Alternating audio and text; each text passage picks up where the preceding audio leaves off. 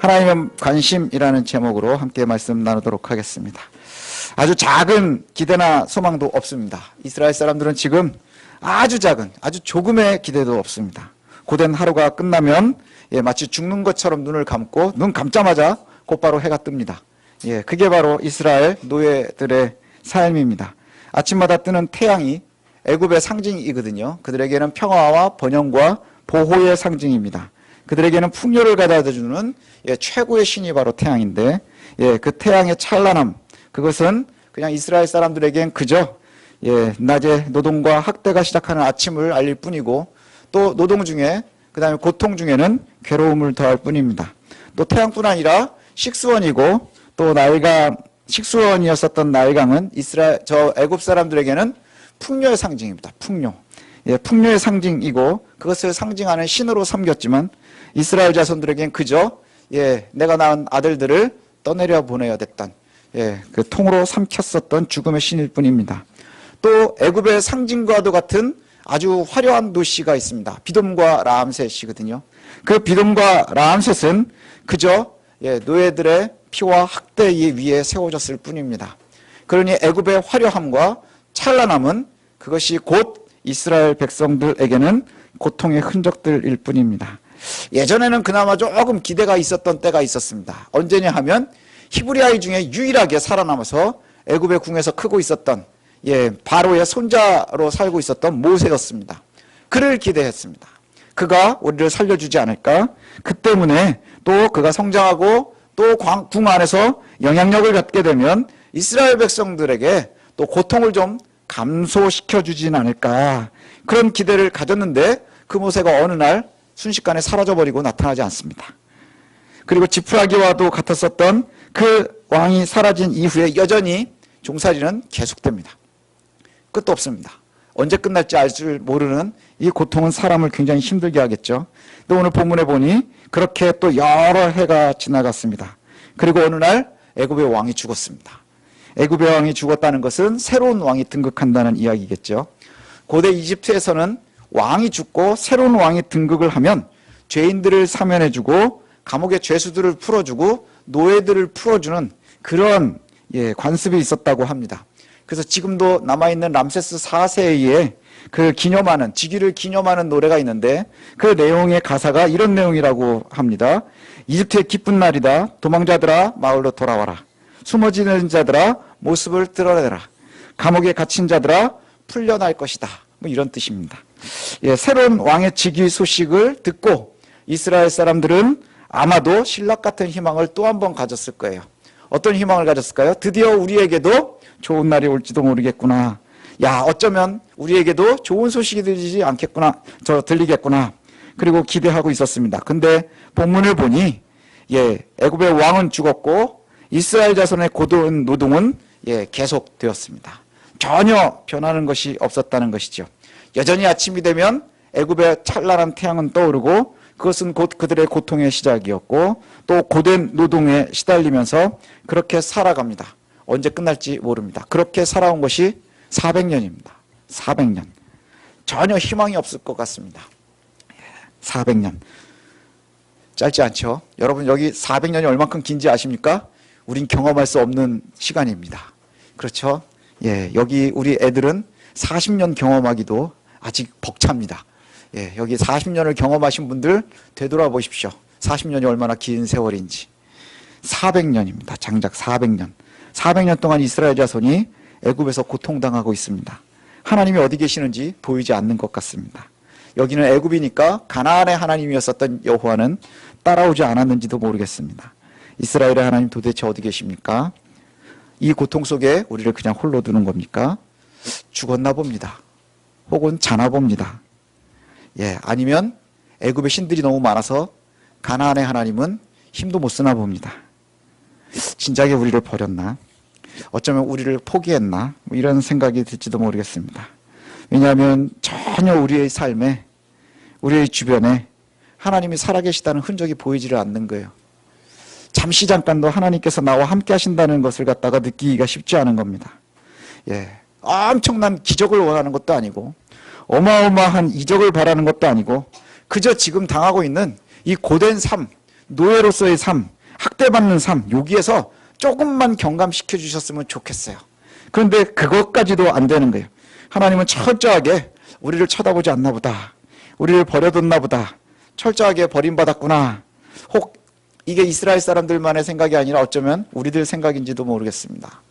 요즘을 살아가는, 현대를 살아가는 우리들의 모습인지도 모르겠습니다. 하나님, 내가 그렇게 도와달라고 살려달라고 얘기하는데, 그렇게 기도하는데 하나님 아는 척을 안 하시는 것 같습니다. 진짜 하나님 날 보고는 있나? 날 쳐다는 보나? 가끔 그런 생각하지 않습니까? 제가 이런 설교를 준비하다가 제 초등학교 때를 생각을 해봤어요. 제 초등학교 때 한 반에 한 70명, 80명 이렇게 있었거든요. 근데 그때 선생님들이 제 이름을 아마 모르고 있었을 거라는 생각이 드는 거예요. 가만히 생각을 하니까 야! 마! 뭐 이런 식으로 불렀었던 것 같아요. 예, 야! 마! 그리고는 숙제 안 해오면 때리고 뭐 이러는데 과연 그 70명, 그 선생님이 내 이름을 불러준 적이 별로 없는 것 같아요. 출석 부를 때 말고는, 출석부에서 출석 부를 때 말고는. 아마 그런 생각이 들었던 것 같아요. 그때 소외됐었던 그 아이들, 70명의 아이들이 오글오글 있는데 저 선생님이 나를 잘 모를 수도 있겠구나. 그런 생각. 혹시 하나님이 우리를 그렇게 보고 있지는 않은가. 그저 출석 부를 때만 이렇게 보다가 우리를 부를 때는 누군지 잘 몰라서 야 임마, 야 너 거기, 뭐 이 정도는 아닌가. 우리를 그렇게 보고 계시는지는 않나. 이렇게 혹시 느끼고 계십니까? 근데 오늘 드디어 출애굽기에서 하나님의 이야기가 시작이 됩니다. 예, 지금까지 전혀 언급되지 않았었던 하나님이 드디어 나타납니다. 23절을 보니까 여러 해 후에 애굽 왕은 죽었고 이스라엘 자손은 고된 노동으로 말미암아 탄식하며 부르짖으니 그 고된 노동으로 말미암아 부르짖는 소리가 하나님께 상달된지라. 그러면서 드디어 하나님이라는 말이 나옵니다. 새로운 왕의 등극에 대한 기대가 무너지고 이제 정말 희망이 전혀 없는 이스라엘의 자손들만 남아있을 때 이 백성들이 그 고된 노동 때문에 드디어 탄식하고 부르짖습니다. 탄식한다라는 히브리어가 아나흐인데요. 이게 어떤 뜻이냐면, 여러분 행군 해본 적 있으십니까? 행군. 혹시 행군을 안 해보신 분들은 마라톤을 해보십시오. 그럼 결승점쯤에 들어오면 여러분들이 혓바닥이 앞으로 나오게 되고 헐떡헐떡거리게 됩니다. 그러면서 무슨 생각이 드느냐? 아, 곧 죽을 수도 있겠구나. 이 생각이 드는 그 상황입니다. 헐떡거리다, 탄식하다. 탄식하다가 그냥 우는 게 아니라 헐떡거리는, 조금도 힘이 남아있지 않은 그 상태를 이야기합니다. 그리고 또 탄식하고 부르짖었다 이렇게 표현이 되는데, 부르짖는다라고 하는 히브리어가 자아크입니다. 자아크. 소리를 지르는 겁니다. 소리를 지르는데, 이 소리를 지른다고 하는 말이 도움을 청하다, 사람들을 모으다 이런 뜻이에요. 그래서 우리가 구약에 보면 사람들을 모아서 하나님을 찾을 때에 그때 쓰는 단어가 바로 이 자아크입니다. 그러니 사람들이 모여서 부르짖는다 이런 뜻이거든요. 그럼 한 사람 한 사람들이 자기 집에서 부르짖는 게 아니라 드디어 이스라엘 자손들이 드디어 하나님을 찾기 시작한 거예요. 왜요? 죽을 것 같아서. 죽을 것 같아서 탄식하면서 헐떡헐떡거리면서 소리치면서 전혀 희망이 없는 그 죽기 직전에 이스라엘 자손들이 헐떡거리면서 죽어가면서 드디어 마지막으로 하는 게 뭐냐? 이제 드디어 하나님을 찾는 거예요. 하나님을 찾는다 이렇게 표현해요. 하나님을 찾는다. 여러 해 고된 노동으로 말미암아 탄식하고 부르짖으니 그 부르짖는 소리를 하나님이 들으셨답니다. 부르짖는 소리, 도움을 청하는 소리라는 뜻이거든요. 샤브라고 하는 말입니다. 근데 우리가 한번 생각해 볼 필요가 있어요. 출애굽기의 1장과 2장의 이야기가 나오고, 그리고 나서 오늘 본문이 나오고, 그리고 3장부터는 하나님께서 이스라엘을 건지는 사건이 이제 시작이 됩니다. 그 중간에 앞과 뒤를 보면, 이 1장과 2장 앞부분에 보면 이스라엘도 하나님을 찾지 않아요. 그래서 하나님이라는 말이 나오지 않습니다. 하나님이 어디 계시는지를 알지 못했던 것이 또 하나가 뭐냐? 그럼 하나님이 우리와 함께하고 계셨던 게 않았던 게 아니라, 이스라엘 백성들과 함께하지 않은 게 아니라 이스라엘이 하나님을 전혀 찾지 않았다는 거예요. 그냥 고통스러운데 내 방법대로 찾고 있었다는 거예요. 그러다가 드디어 죽을 것 같으니까 헐떡헐떡거리면서 사람들이 모여서 드디어 찾습니다. 찾아요. 누구를 찾느냐? 그러면 바로 하나님을 찾기 시작을 합니다. 드디어 도움을 청하는 외침이 하나님께 닿았다 이렇게 표현이 돼요. 하나님을 이제서 찾기 시작을 한 겁니다. 이제서 찾기 시작했어요. 왜 하나님을 찾았을까요? 숨이 헐떡거리기 때문일까요? 아니요, 400년 내내 헐떡거렸습니다. 예, 그러면 고통스러운 게 오늘 하루의 일인가요? 아니요, 태어날 때부터 고통스러웠습니다. 그 이전에 많은 아들들은 태어나자마자 죽어야 되는 그런 고통까지도 감내했었습니다. 그런데 그때에 잠깐 기댈 만한 언덕들이 있었거든요. 예, 왕궁에 히브리 소년이 하나가 자라고 있었어요. 그게 바로 모세입니다. 그 모세가 사라졌어요. 새로운 왕이 등극하면서 어쩌면 우리에게도 이 혜택이 올지 모르겠다. 그 혜택도 사라졌습니다. 모세도 갔고, 예, 그 다음에 등극이 됐는데 그 기회도 없어져 버리고, 그러니 이제 그저 죽어가며 헐떡거리며 다 같이 모여서 도움을 청하며 그냥 외칠 뿐입니다. 이 도움을 청하는 고통의 소리를 하나님이 드디어 들으셨답니다. 네에카라는 단어예요. 하나님께서 이 소리가 닿자마자 이제 구원은 시작되는 겁니다. 하나님을 찾으면 하나님의 구원이 시작이 됩니다. 바로 어떤 학자들은 요 세 절을 갖다가 출애굽기에 회전문이라고 이렇게 표현을 해요. 드디어 찾으니 하나님이 들어오시는 거예요. 안 계셨던 것이 아니라 드디어 이스라엘이 이때야 비로소 하나님을 찾기 시작했다는 거예요. 예, 전혀 그동안에 모세를 기대했었고 그 다음에 주변에 있는 상황들을 기대를 했었는데 이제 하나님을 찾기 시작했다는 것이죠. 하나님께 닿으니 하나님의 구원이 시작됩니다. 하나님께서 고통의 소리를 들으셨습니다. 일하시는 하나님이 제일 먼저 첫 번째로 24절에 보니까 뭐 하시느냐, 아브라함과 이삭과 야곱에게 맺으셨던 그 언약을 기억하셨답니다. 예, 아브라함과 이삭과 야곱과 맺었던 언약, 그 언약을 기억하셨대요. 그 아브라함과 이삭과 야곱이 누굽니까? 바로 이스라엘입니다. 이스라엘과 맺은 그 언약을 이제 비로소 기억하신 겁니다. 여러분, 우리가 아브라함의 언약을 기억합니다. 뭐죠? 여호와께서 아브라함에게 이르시되 너는 너의 고향과 친척과 아버지의 집을 떠나 내가 내게 보여줄 땅으로 가라. 내가 너로 큰 민족을 이루고 내게 복을 주어 내 이름을 창대하게 하리라. 너는 복이 될지라. 근데 지금 현실은 어떻습니까? 예수 믿으면 복 받는다며요. 교회 열심히 다녀서 복 받았습니까? 반한 건 별로 없는 것 같아요. 아브라함에게도 주님께서 요구하신 것이 바로 뭐냐? 너로 고향 친척 아버지의 집을 떠나라 하는 것입니다. 고향 친척 아버지의 집을 떠나고 내가 너에게 보여줄 땅으로 가라. 그러면 네가 복이 될 것이고, 이렇게 말씀하시는 거예요. 그러면 내가 창대할 것이라. 너의 고향 친척 아버지의 집을 떠나는 것은 이제 우리가 그동안에 기대하고 있었던 언덕들이에요. 그렇지 않나요? 우리가 일상적으로 살아가면서 어릴 때 뭘 먼저 기대하나요? 부모를 기대하고 상황을 기대하고 여러 가지 여건들을 기대합니다. 그 고대 당시에 가장 많이 기대했었던 것은 우리의 집안, 그 다음에 우리 부족, 그것이 바로 나의 고향, 친척, 아버지의 집입니다. 그것을 떠나라는 거예요. 내가 기대는 것 떠나고 내가 너에게 보여줄 땅으로 가라. 이거 말씀은 뭐냐? 하나님보다 신뢰하는 우리의 모든 배경들을 다 뒤로 하라는 거예요. 다 등 뒤에 두고 이제 내가 너에게 보여줄 땅으로 가라. 내가 너에게 보여줄 땅으로 가라. 그 보여줄 땅으로 가는 것, 이것이 바로 순종입니다. 아브라함의 믿음의 흔적은 뭡니까? 순종이에요. 떠났다 하는 것이지요. 중간에 돌아갈 기회가 있었음에도 떠났다. 그리고 기필코 가나안까지 갔다 하는 것이 바로 하나님을 신뢰하는 아브라함의 믿음의 흔적입니다. 믿음의 흔적이라는 게 뭡니까? 믿음이라는 게 뭐예요? 말로 이야기하는 것, 그것이 믿음입니까? 열심히 기도하는 것, 그것이 믿음입니까? 열심히 헌금하는 것, 그것이 믿음입니까? 아니요, 헌금의 액수에 믿음이 있는 게 아니고요, 예배에 개근하는 것에 믿음이 있는 것이 아니고요, 철저하게 우리가 하나님 앞에 신뢰하는 거예요. 철저하게 하나님을 신뢰하는 거예요. 그것이 바로 믿음입니다. 그래야 우리가 아버지의 집도 떠나는 것이고 친척 집도 떠나는 것이고, 그리고 그것을 다 등 뒤로 두고 이제 하나님께서 보여줄 땅을 가는 거예요. 그런데 우리의 모습들이 뭐냐? 그러면 지금 이스라엘 자손들의 모습이 뭐냐? 그러면 내가 지금 사는 게 너무너무 힘들어요. 고통스러워요. 하나님이 어디 계시는지 모르겠어요. 왜 모르는 줄 아십니까? 우리가 하나님을 찾지 않았어요. 하나님 어디 계십니까? 라고 아무도 찾지 않았습니다. 그저 괴로운 건 뭐냐? 아이고 하나님, 나 이것 좀 어떻게 했으면 좋겠습니다. 이거 말고는 없는 거예요. 거기에 우리가 하나님을 생각하는 게 아니라 괴로움만 생각하고 있는 거죠. 내가 지금 피하고 싶은 것, 도망가고 싶은 것, 내가 지금 해결해야 될 앞에 있는 문제들, 이거에만 집중할 뿐이지 하나님께 집중하지 않는다는 거예요.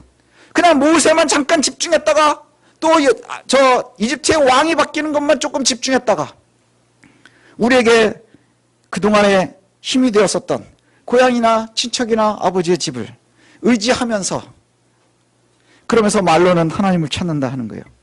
우리가 하나님께 기도하고 바라고 소망하면서 기도합니다. 간구합니다. 매일매일 부르짖습니다. 그런데 실제로는 아직도 우리는 고향을 떠나지 않고 있다는 거예요. 실제로는 아직도 아버지를 더 의지한다는 거예요. 실제로는 아직도 우리의 친척들을 더 의지하고 있다는 거예요. 나는 아직도 고향에 머물러 있으면서 아직도 아버지의 울타리와 친척의 울타리를 더 좋아하면서 가나안을 바라보고만 있는 거예요. 바라보고만 있는 거예요. 이때 가나안이 거기 있대. 이스라엘의 자손들도 마찬가지지요. 그러다 드디어 등 뒤로 둘 수밖에 없는 겁니다. 왜요? 사라져버려서 더 이상은 바랄 수가 없는 거예요. 내가 기대하던 아버지도 사라지고 종족도 사라지고 친척들도 다 사라져버렸습니다. 다 사라지고 나니 이제는 뭐만 남은 거예요? 하나님, 진짜 기댈 게 없습니다. 진짜 기댈 게 없습니다. 이스라엘 자손들이 드디어 의지할 것이 하나님뿐입니다. 드디어 이제 하나님밖에 찾을 수 없게 된 거예요. 그래서 그들이 탄식합니다. 부르짖습니다. 처음으로 하나님을 찾기 시작하는 거예요.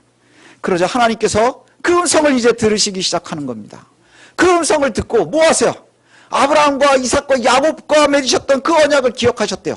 그 언약이 언제부터 있던 거예요? 지금 애굽에 오기 이전부터 있었던 거예요. 이미 오래전부터, 우리가 있기 이전부터 하나님께서 우리에게 세워놓으셨던 그 계획을 우리가 버리고 있었고, 우리가 잊고 있었고, 우리가 생각하고 있지 않았고, 그저 우리 눈앞에 있는 것들만 바라보고 있다가 이제 그것들이 다 사라지고 나니 하나님만 남은 겁니다. 25절에 우리에게도 이렇게 말씀하시거든요. 하나님이 이스라엘 자손을 돌보셨고 하나님이 그들을 기억하셨더라. 하나님이 우리를 돌보셨고요, 하나님이 우리를 기억하고 계신다는 거예요. 하나님 우리를 늘 기억하고 계셨어요. 문제는 뭐냐? 우리가 근데 하나님을 의지하지 않고 자꾸 눈에 보이는 모세를 기억하는 거예요. 그리고는 자꾸 우리에게 있었던 상황들에게서 어떻게든지 이걸로 해결을 해볼까 하는 거예요. 성도 여러분, 여러분 얼마나 하나님을 신뢰하십니까? 우리가 얼마나 하나님을 신뢰하면서 삽니까? 얼마나 하나님을 간절히 부르짖으면서 사십니까? 정말 하나님을 제일로 신뢰하십니까? 문제가 생길 때마다 제일 먼저 엎드려 기도부터 하십니까? 아니면 내 주변에 보이는 모세를 먼저 찾습니까? 아니면 내 주변에 있는 뭔가 해결해 줄 수 있는 조건들을 찾습니까?